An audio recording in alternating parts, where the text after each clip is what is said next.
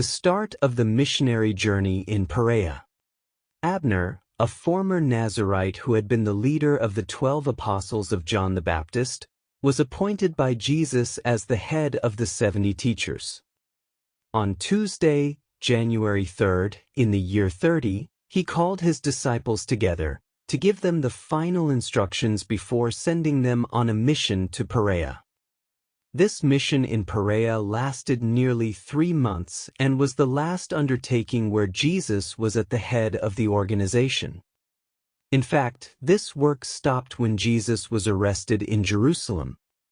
The 70 teachers worked in groups throughout Perea, and during these 3 months, they were visited at regular intervals by Jesus and the 12 apostles.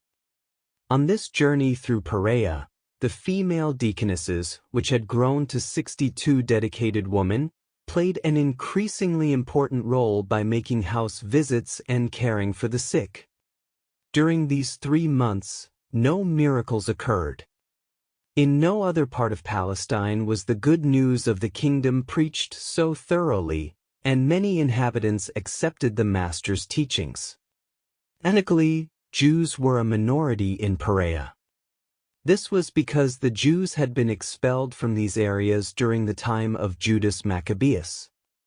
Perea was the most beautiful, picturesque region of all Palestine. The Jews usually referred to it as the land across the Jordan. Throughout this entire period, Jesus divided his time between the camp at Pella and making short trips to support the 70 teachers. At Abner's direction, the 70 baptized the new believers. Although Jesus had not instructed them to do this, it was still an influence from John the Baptist. The tent camp near Pella was at this time the headquarters of the organization. Jesus had settled here, and by mid-January, more than 1,200 truth seekers had gathered there. When Jesus was in the camp, he taught every morning.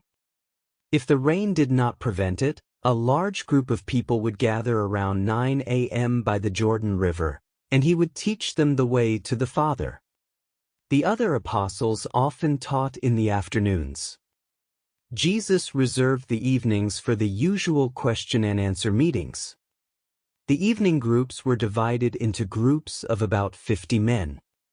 Around mid-March, just before Jesus left the camp to go to Jerusalem, the audience consisted of more than 4,000 people. The Master chose to end his work on earth when interest in his message had reached a peak. Although 3/4 of the crowd consisted of truth seekers, there was also a large group of Pharisees present, and a small group of curious, sensation-seeking doubters was always hanging around.